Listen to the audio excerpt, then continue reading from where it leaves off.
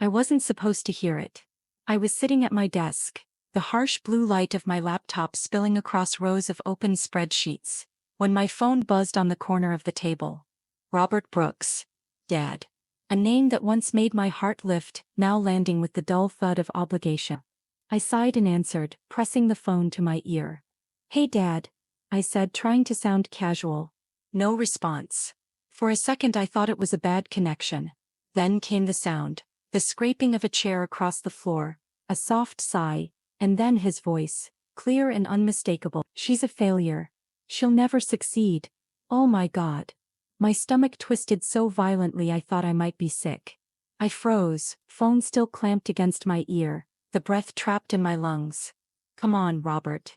My mother's voice, Elaine Brooks, chimed in, softer but no less cutting. "She's doing fine. She pays the mortgage, doesn't she?"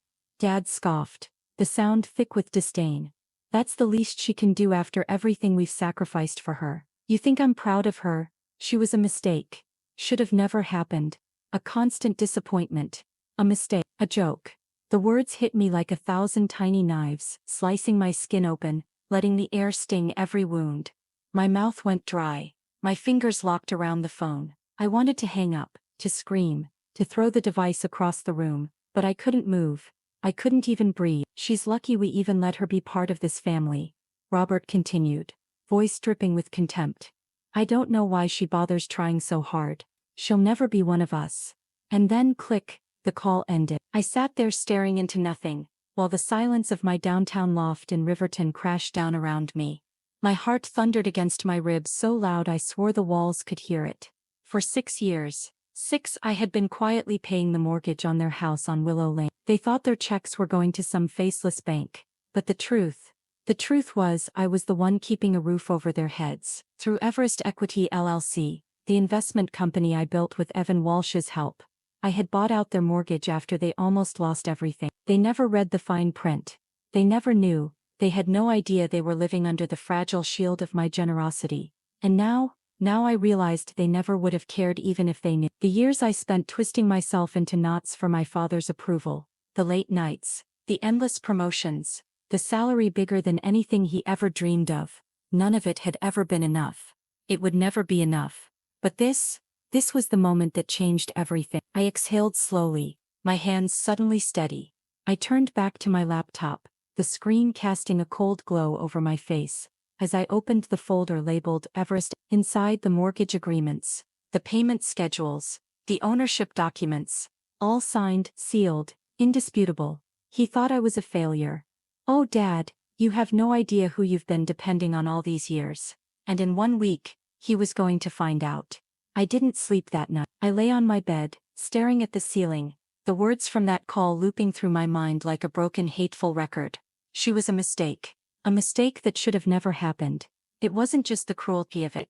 It was the certainty in his voice, the cold conviction, like it was fact, not just some ugly opinion, as if my entire existence had been a burden he had to carry. Maybe I should have been used to it by now. Robert Brooks had never been one for praise. Straight A's, barely worth a mention. Promotions. Expected. Buying my first condo? A waste of money. Every achievement I clawed my way to was brushed off like lint from his jacket. But even then, even after years of indifference, I had clung to a pathetic hope. Maybe one day, if I worked hard enough, he would finally look at me and say, "I'm proud of you." That hope died the moment I heard that call. By sunrise, something inside me had hardened. I was done feeling hurt. Done feeling anything. I dragged myself out of bed, made a cup of black coffee so bitter it burned my throat, and sat down at my desk. The laptop screen flared to life again, reflecting in my tired red-rimmed eyes. I opened the folder again. Everest Equity, Property their house. The house they thought they still owned. 6 years ago, when they were drowning in debt, my mother had called me, sobbing, begging for help. My father, too proud to pick up the phone, too proud to admit they were about to lose everything. But I had stepped in anyway, because back then, I still believed I owed them something. I structured the perfect arrangement. They kept sending their checks, thinking they were paying the bank. But in truth, every check went straight to Everest Equity LLC, straight to me. Of course the payments didn't even cover the real cost. I'd been paying thousands out of pocket every month for 6 years. No thanks, no gratitude, just so they could live comfortably and pretend they were still the kings and queens of Willow Lane. All I had ever wanted was basic decency. A shred of respect. I clicked through the documents, my hands shockingly calm. When I first negotiated the mortgage buyout, Evan had insisted on adding a purchase option clause, a legal safeguard in case something went wrong. Back then, I had laughed. What could possibly go wrong? Now I wasn't laughing, because if they missed even one payment, Everest Equity LLC could seize full ownership immediately. They wouldn't just lose the house, they'd be downgraded to month-to-month tenants, subject to eviction under state law, and they had no clue. I leaned back in my chair, letting the weight of it all settle over me. They thought I was weak.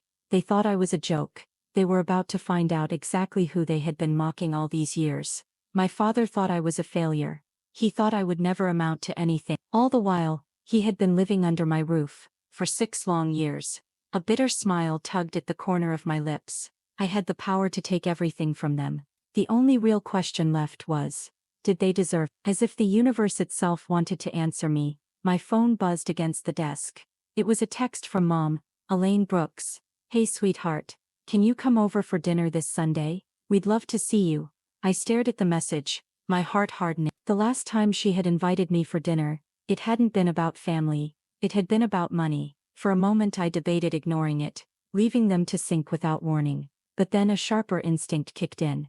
If my father could pretend to love me to get what he wanted, well, two could play at that game.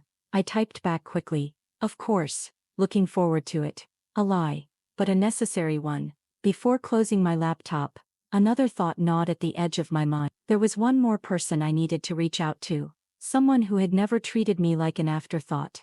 My dad's older brother, Uncle Henry. He had always seen me, really seen me when no one else did.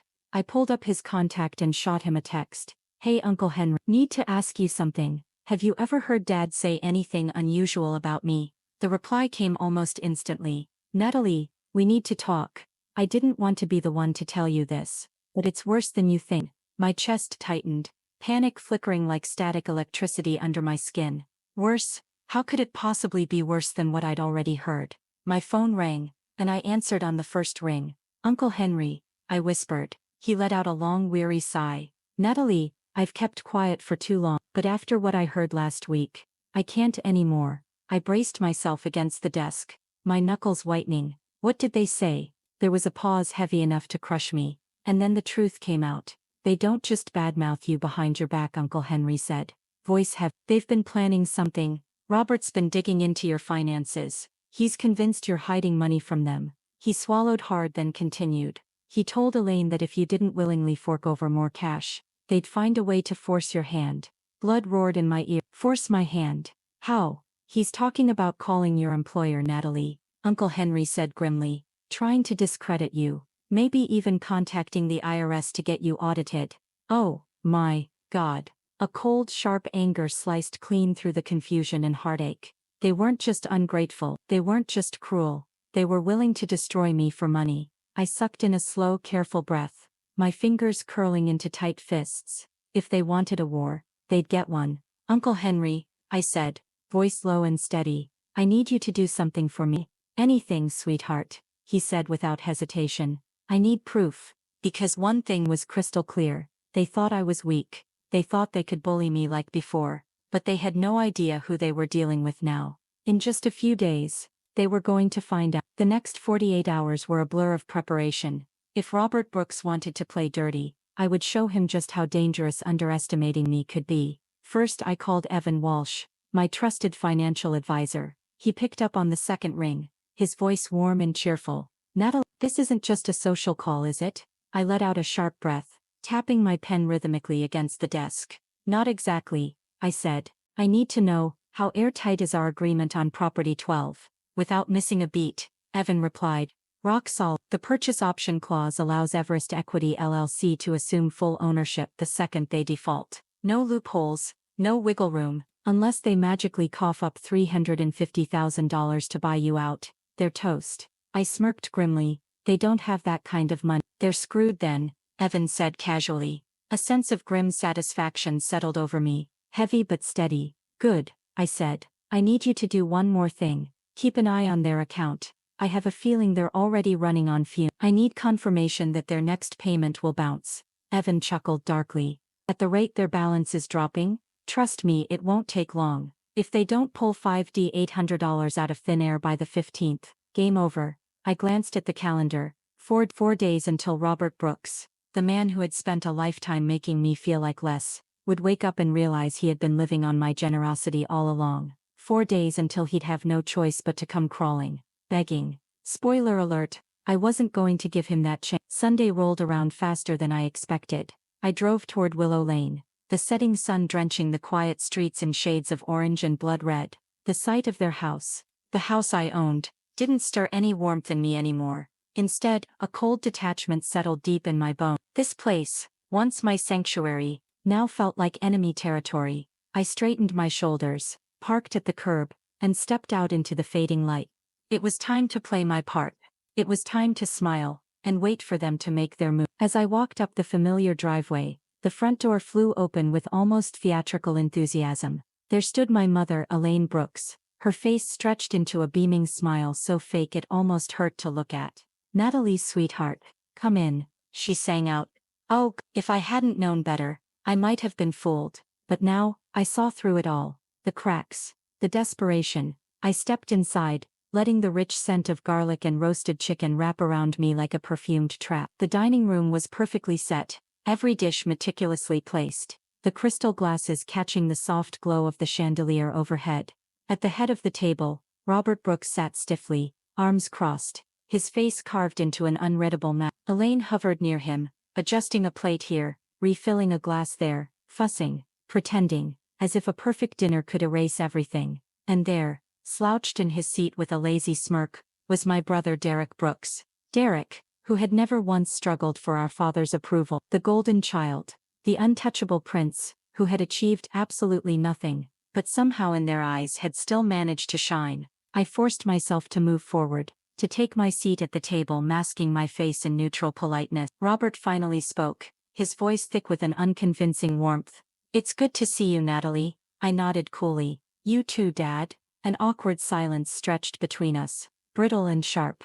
Then, right on cue, my mother leaned forward, her voice syrupy sweet. "We've been thinking a lot about family lately," she said, reaching across the table to brush her fingers against my hand, "and how important it is to support one another during difficult times." I didn't flinch, I didn't even blink, just let her words drift over me like a faint, unpleasant smell. "That's true," Robert added, exhaling heavily like he was making some noble, painful sacrifice. He shifted in his chair, avoiding my gaze. "The truth is, Natalie," he cleared his throat, "we need your help. The mortgage payment this month. It's a little tight."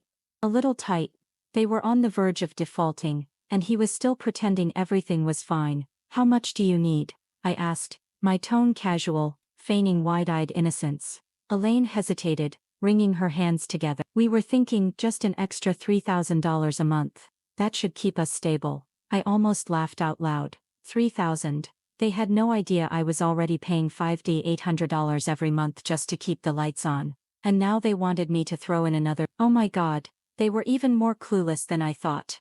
I set my fork down slowly, tilting my head, studying them like a scientist examining specimens under glass. "That's a lot of money," I said, my voice calm, almost curious. Robert's facade cracked, anger flashing across his face. "It's nothing compared to what we've done for you," he snapped, his voice hard and sharp. "We raised you, gave you everything. The least you can do is support your family." Family, support. The words scraped against the raw places inside me. These were the same people who had mocked me, humiliated me, plotted against me, all while living under the roof I provided. The same father who had called me a mistake, now demanding I bail them out again. I took a slow sip of water, keeping my expression perfectly neutral. "I'll think about it," I said finally. Elaine let out a breathy, dramatic sigh of relief. "Oh, sweetheart, thank you. We knew we could count on you." I smiled. A lie stretched thin across my lips. They had no idea that in 3 days they were going to lose everything. That night,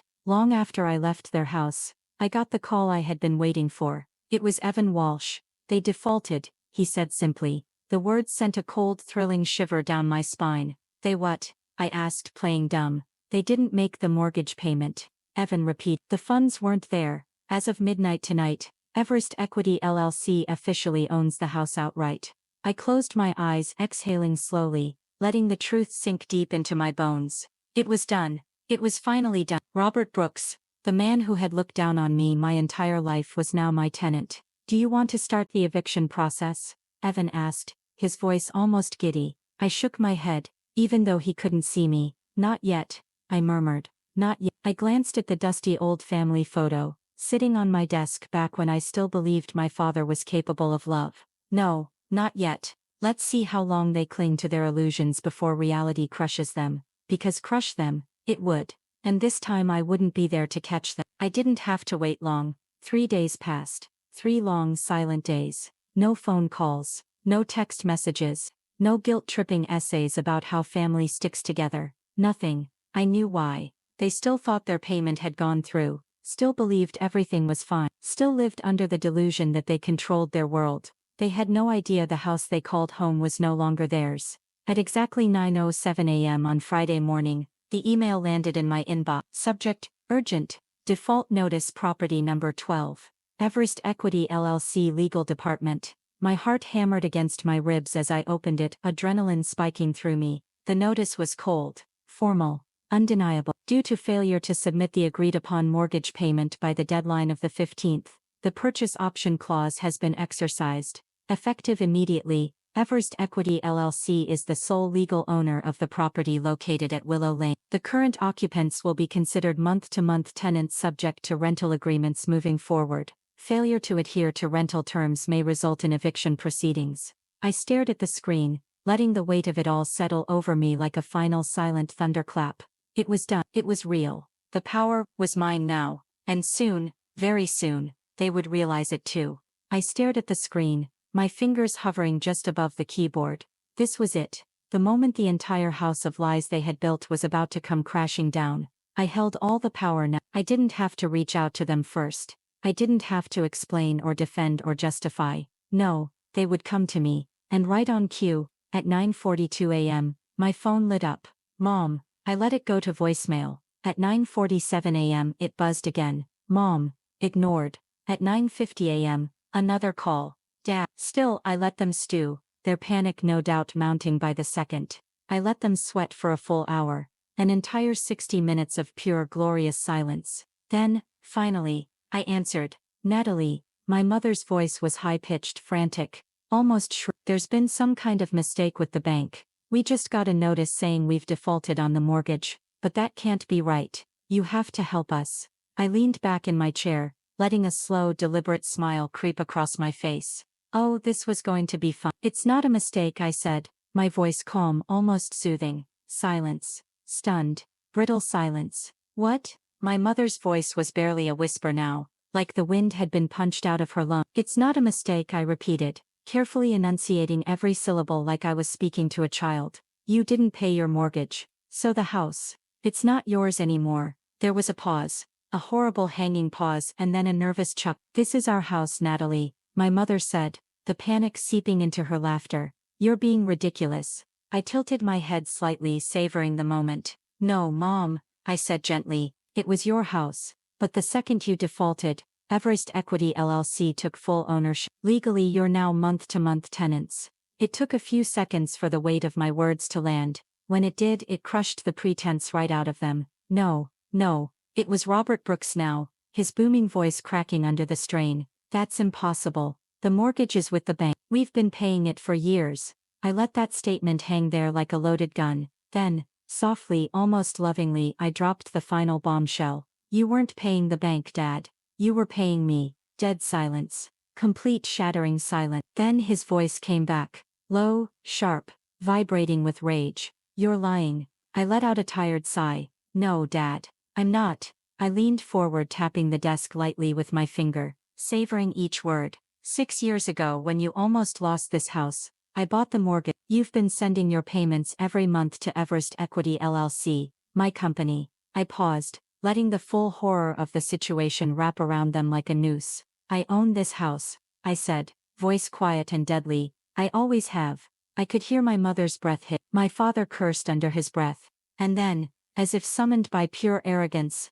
Derek, my golden boy brother chimed in, laughter dripping with contempt. You mean to tell me we've been paying rent to our failure of a sister this whole time? He scoffed, a sound so thick with disdain it made my skin crawl. Well, no wonder the paperwork's a mess. You probably screwed it all up just like you screw up everything else. My jaw tightened painfully, but I forced my voice to stay smooth, almost amused. Well, I said lightly, since you think I screw everything up, you're going to love this part. I leaned back, stretching lazily, like a cat after a long satisfying hunt. Rent's due in 30 days, and if you can't pay, you're getting evicted. Natalie, wait, my mother started, but Robert cut her off, rage boiling over. This is a bluff, he barked. You wouldn't do this to your own family. I laughed then, a short sharp sound without a shred of warmth. Wouldn't. I thought about the years I'd spent bending over backwards for them, the tens of thousands of dollars I'd poured into keeping them comfortable, safe, protected, all while they mocked me, lied about me, plotted against me. I thought about that call. She was a mistake that should have never happened. I thought about the way they planned to blackmail me, ruin me, destroy me if I didn't hand over even more of my hard-earned life. Robert Brooks had spent his whole life believing I was weak. He was about to find out just how wrong he was. I've already spoken to my lawyer, I said calmly, pleasantly even. If you don't pay rent, you're out. And if you try anything, manipulation, threats, even so much as scratching the walls, I'll press charges so fast you won't know what hit you. You ungrateful little. My father roared, but I hung up before he could finish the sentence. Within minutes my phone exploded with new messages. Mom, Natalie, please don't do this. We're family. Let's talk. Dad, you'll regret this. Mark my words. Derek, you think you're so smart. You're just a bitter, pathetic loser. We'll find a way to take the house back. Wow. I read every single one. Then without hesitation I blocked their numbers. I had spent my whole life contorting myself into impossible shapes trying to earn their approval. Now I was done. Done. Free. And I wasn't looking back. I leaned back in my chair, staring blankly out the wide window of my loft. The city sprawled beneath the gray afternoon light, but I barely saw it. I let the weight of everything sink into my bones, heavy, final, and for once, peace. For the first time in years I wasn't carrying them anymore. I wasn't the invisible scaffolding holding up their crumbling empire. They were finally going to have to stand on their own. And if they fell, that was their problem, not mine. The days that followed were eerily quiet. No call, no frantic texts, no desperate pleas or guilt-tripping essays about family. I had braced myself for the theatrics, half expected Elaine to show up on my doorstep, weeping dramatically, begging for forgiveness. I imagined Robert storming over in a rage, fists clenched, trying to bully me into reversing the inevitable. I even imagined Derek digging through whatever scraps of half-baked legal advice he could find, scheming to find some loophole that would let them weasel their way back into the house. But none of it happened. Instead, they went silent. Dead silent. And I knew why. They weren't accepting defeat. Oh no, they were planning their next move. The desperate attempt came 3 days later, right on schedule. A Wednesday morning, while I was knee-deep in meetings at Summit Innovations Inc., my phone lit up with a call from an unknown number. I ignored it without a second thought. A minute later, another call. Ignored. Then, an email notification popped up. Subject, urgent. Home foreclosure mistake. Langston and Pierce LLP. I clicked it open, already smirking, already knowing exactly what it would say. Dear Miss Brooks, we have been contacted by your parents, Robert and Elaine Brooks, regarding the recent foreclosure of their home at Willow Lane. They believe there has been a misunderstanding, and would like to discuss the possibility of reinstating ownership. Please contact us at your earliest convenience to avoid further legal complications. Sincerely, Peter Langston, Esquire. Langston and Pierce LLP. Oh my, they had actually gone and hired a lawyer. Of course they had. I leaned back in my chair, the smirk growing wider, and forwarded the email to Evan Walsh without a word. Not even 10 minutes later, Evan called me back laughing. They don't have a case, he said between chuckles. They signed everything, Natalie. The mortgage contract. The purchase option clause. Every single paper. There's nothing they can fight in court. Legally, you're bulletproof. I let out a long, slow breath, relief flooding through me, even though I had known deep down that this was how it would go. I figured, I said lightly. But they won't stop, will they? Evan's laugh sobered a little. Probably not, he said. But it won't matter. There's literally nothing they can do. I thanked him and hung up. but a gnawing unease curled in my gut. Robert Brooks wasn't the kind of man to admit defeat gracefully. He wasn't the kind to lick his wounds and walk away. No, he would burn everything to the ground before he allowed himself to look weak. They wouldn't stop. They would push and push, until they had nothing left to hold on to. That night, as I was finishing up dinner, my phone rang again. Uncle Henry. I picked up immediately. "Hey, Uncle Henry," I said, trying to sound normal. There was no greeting on the other end, just his voice, low, serious, urgent. "Natalie, I just got off the phone with your father." My stomach twisted into a hard, cold knot. "What now?" I asked warily. Henry sighed, a long, tired sound that spoke volumes. "He's not just trying to fight this legally anymore." A chill slid down my spine. "What do you mean?" I whispered. "He's calling your job, Natalie," Henry said grimly. "Trying to get you fired." I felt the blood drain from my face. I sat back hard in my chair, the air around me suddenly feeling too thin, too sharp. "Are you serious?" I gasped. "He told me straight out," Uncle Henry continued. "If you won't give the house back willingly, he'll ruin you another way. He's talking about contacting HR, making up a complaint, trying to frame you for fraud, anything he can think of to get you out of the picture." I closed my eyes, inhaling deeply, feeling the anger throb under my ribs. Of course he would. When faced with his own failures, Robert Brooks wouldn't take responsibility. No, he would rather torch the entire field and watch everyone burn. And now, he wasn't just coming after the house anymore. He was coming after me. I wasn't about to sit around and wait for him to strike first. No way, not this time. The very next morning, I walked straight into HR at Summit Innovations Inc., my heart pounding against my ribs. Madison Clark, my manager, greeted me with a warm smile. "Natalie, what's up?" I forced a smile back, tight, strained. "I need to talk to you about something important," I said, lowering my voice. "In private." Madison immediately nodded and led me into her office, quietly shutting the door behind us. I sat down, breathing deeply, willing myself to stay calm. No dramatics, just the truth. "I need to give you a heads up," I began, my voice shaking despite my best efforts. "It's about my father. He's probably going to try and get me fired." Madison's eyebrows shot up in alarm. I explained everything: the mortgage, the foreclosure, the threats, the entire ugly web of manipulation I had finally escaped. Every word tasted bitter in my mouth, but when I finished, Madison simply leaned back in her chair, exhaled and shook her head. "Natalie," she said firmly, her eyes steady and kind, "let me be absolutely clear. You are not going anywhere." Relief flooded through me so fast my knees nearly buckled. "We deal with stuff like this more often than you'd think," Madison continued. "People with grudges, messy family drama, false reports. It's unfortunate, but it happens. If your father calls, we'll document everything carefully, but I promise you he doesn't have the power to touch your job." She gave me a reassuring smile. "Solid, unwavering. I'll notify our legal team too," she added. "If he steps even 1 foot out of line, we'll hit him with a cease and desist, so fast his head will spin." Oh my God, I could have cried right then and there, from sheer relief, from gratitude, from the weight lifting off my shoulders after carrying it for far, far too long. I exhaled slowly, realizing just how much tension had been welded into my bones. It drained out of me, leaving something lighter, something closer to hope.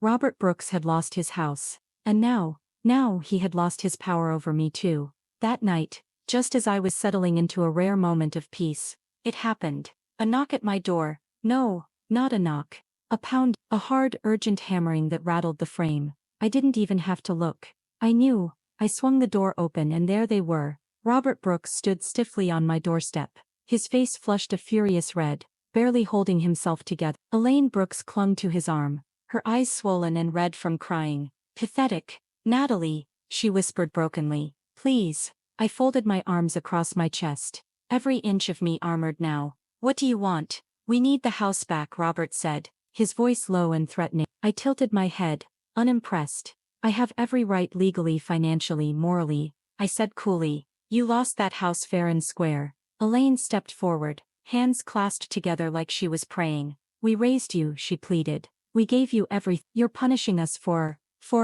calling me a failure," I snapped, my voice slicing through the night air. "For saying I was a mistake. For trying to ruin my life the second I stopped handing over money." Elaine flinched like I had physically slapped her. Robert's jaw clenched so tightly I thought he might crack his teeth. "You're being cruel," he hissed. I laughed, a short humorless bark of sound. No, Dad, I said, voice steady as stone. I'm being fair. A heavy silence fell between us, thick, choking. Robert's eyes darkened, his lips curling into a vicious sneer. You'll regret this, Natalie, he snarled. You think you're winning, but you're not. You'll never be anything without us. And one day you'll realize that. And just like that, something inside me snapped. The last pathetic shred of hope I'd been clinging to, the tiny dying ember that maybe, somehow, someday he would see me, be proud of me, was extinguished. Gone. I met his gaze head on, without a flinch, without a tear. Then I guess I said softly, we'll see, won't we? And without another word, I closed the door in their faces, clicked the deadbolt home, and for the first time in my entire life, I felt completely beautifully free. I stood there for a long time, forehead resting against the cool wood of the door, my heart pounding in my chest. I had spent years trying to earn Robert Brooks's respect, trying to contort myself into someone he might, maybe, possibly someday be proud of. But standing there, the echoes of his threats still ringing in my ears, I realized something that should have been obvious all along. No matter what I did, it would never be enough for them. And the miracle was, I didn't need it to be. The next morning, I sat down at my laptop, calm, clear, hesitation, no second guessing. I opened a blank email, addressed it to the legal department at Everest Equity LLC, subject notice to vacate, property number 12, and with a steady hand I began to type. Dear Mr. and Miss Brooks, as previously notified, the mortgage agreement for the property located at Willow Lane is no longer in effect due to non-payment. As of today, your tenancy is officially terminated. You are required to vacate the premises within failure to comply will result in formal eviction proceedings. Please ensure all personal belongings are removed before the deadline to avoid legal complications. Sincerely, Natalie Brooks, owner, Everest Equity LLC. I stared at the email for a long time before finally hitting send. This was the final break, the severing of every last thread that had tied me to them. They were out of my life. It didn't take long for the fallout to begin. That very same day, my phone practically exploded. My mother called 27 times. 27. I didn't answer a single one. Then a single voicemail from Robert. His voice was cold, venomous. You'll regret this. One day you'll come crawling back. And when you do, we won't be here. I listened to it twice. The old me might have cried, might have second-guessed. Then I calmly deleted it. Derek, of course, couldn't resist a parting shot. Congrats, Natalie, he texted. You just ruined our family. Hope you're happy. No response. They weren't worth my breath. They had spent years making me feel like I was the problem, like I was broken, like I should be grateful just to exist in their orbit. But now, they were the ones without a home. And me, I was finally blessedly free. 30 days passed. I didn't drive by the house, didn't check in, didn't ask if they needed help. I didn't need to. Evan Walsh handled everything on my behalf. He confirmed that they moved out the day before the final deadline, likely trying to save themselves the embarrassment of a formal eviction. The house was left mostly intact, though they had taken what they could and left the rest behind in chaotic, careless piles of garbage. Fitting, really. I drove out there one last time, just to see it. The house stood quiet and empty beneath a gray, heavy sky. The home I had once cherished, the place I had once fought so hard to belong to. It was mine alone now. I stepped through the front door, the echo of my own footsteps bouncing off the bare walls. But I felt nothing. No sadness, no guilt, no bittersweet nostalgia, just a deep, clean, bone-deep relief. I pulled out my phone and dialed. Uncle Henry? I said when he picked up. They're gone, I said simply. He exhaled on the other end of the line, a long sound filled with something that felt like closure. How do you feel? He asked gently. I thought about it for a moment. Then I smiled, lighter than I had felt in years. Better, I said honestly. Freer. 2 weeks later I sold the house. The real estate market was hot, and it was snapped up in days.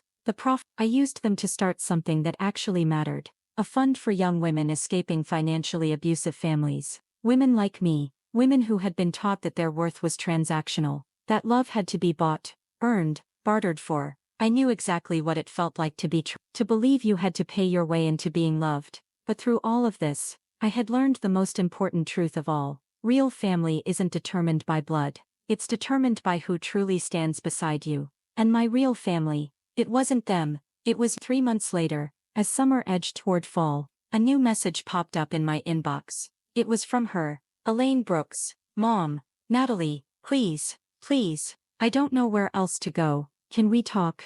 I stared at the message for a long time. A few months ago it would have torn me apart. I would have agonized over it, replayed it in my mind, wondered if I was being too harsh, too cruel, too cold. But now, I simply clicked delete. No second thoughts. Because some bridges deserve to burn. And I wasn't looking back. Not anymore. Sometimes the people we fight hardest to earn love and respect from are the ones who will never see our true worth. This story is a powerful reminder that self-worth isn't something we earn from others. It's something we reclaim for ourselves. Natalie spent years sacrificing, hoping for approval from her family, only to realize that true freedom came when she stopped seeking it. She didn't just survive their betrayal, she rose above it, stronger than ever. If this journey inspired you, if you've ever had to find strength in the face of betrayal, please consider liking this video, subscribing to the channel and joining our community. Your support helps us continue sharing emotional, empowering stories about resilience,